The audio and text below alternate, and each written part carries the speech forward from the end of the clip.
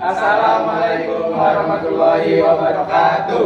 Waalaikumsalam warahmatullahi wabarakatuh. Kami dari kelompok 5 ingin mempresentasikan mengenai etika kerja dalam dunia industri yang beranggotakan Rizky Nurfazila, Naila Arasi, Geri Hermanto, Muhammad Zidane, dan Justin Bernardin.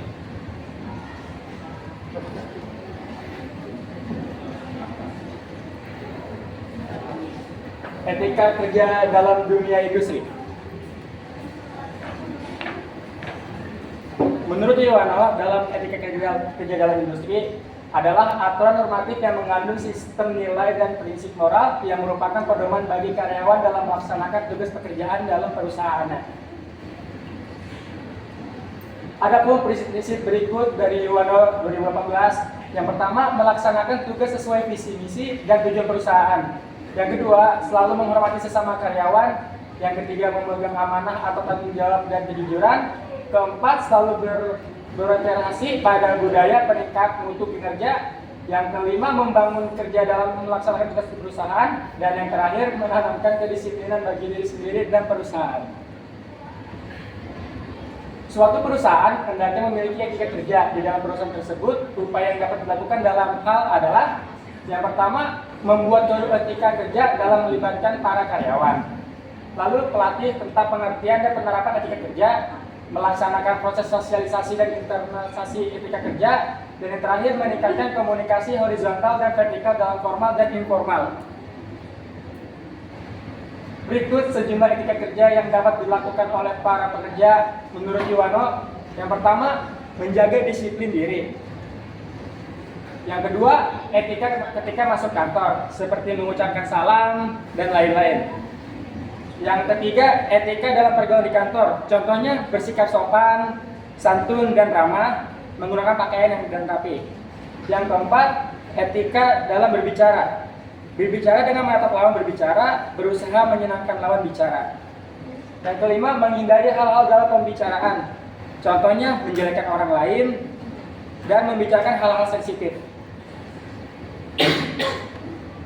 Dan yang keenam, etika berhubungan dengan atasan. Contohnya menghormati setiap atasan, meminta saran dan petunjuk atasan agar. 7. Etika berhubungan dengan teman sekantor. Contohnya menggapai teman sekantor sebagai mitra bukan pesaing, membangunkan kebiasaan saling membantu. Yang ke-8, etika berhubungan dengan bawahan, yaitu menghargai bawahan sebagai manusia yang bermartabat, tidak selalu menunjukkan kekuasaan. 9. Memperhatikan penampilan antara lain melakukan hal-hal berikut, yaitu menjaga tubuh dengan seimbang, menunjukkan ekspresi wajah yang simpatik. Dan yang terakhir adalah menjaga kredibilitas, yaitu berbicara dengan baik dan jujur dan menepati janji. Kesimpulan dari dalam etika tersebut bisa didapatkan di ini. Kesimpulan pada dasarnya kita harus berattitude kepada atasan maupun karyawan lain, karena attitude di dalam perusahaan itu sangat dibutuhkan. Kami memberikan kesempatan bertanya kepada dua kelompok. Silakan, ada yang ingin bertanya? Assalamualaikum warahmatullahi wabarakatuh. Waalaikumsalam warahmatullahi wabarakatuh. Saya dari perwakilan kelompok 7 ingin menanyakan tentang mengapa perlu ada etika di dalam kerja. Baik, pertanyaannya akan kami tampung terlebih dahulu. Silakan kelompok lain, ada yang ingin bertanya? Assalamualaikum warahmatullahi wabarakatuh. Waalaikumsalam warahmatullahi wabarakatuh. Saya perwakilan dari kelompok 4 ingin bertanya, upaya apa saja yang dapat dilakukan dalam hal etika kerja di perusahaan? Baik, kita akan tampung dulu. Kita akan diskusi dulu.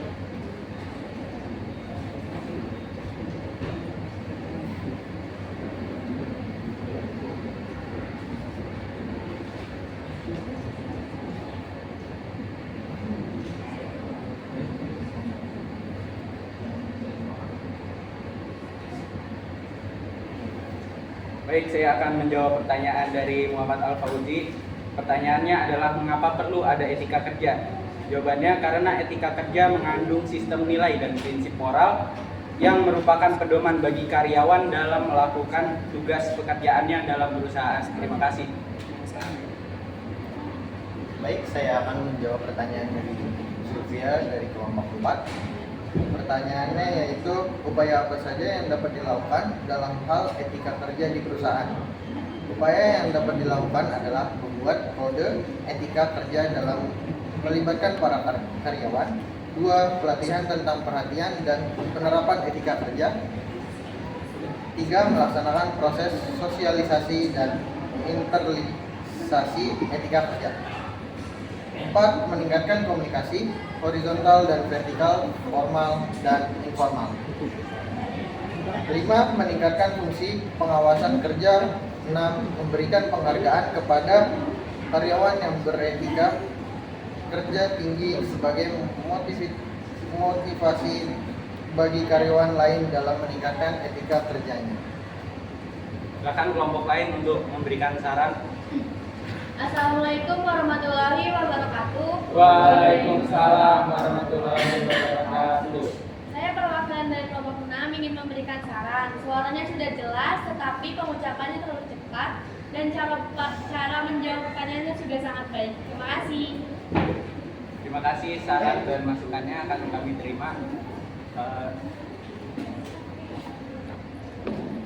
Gigi.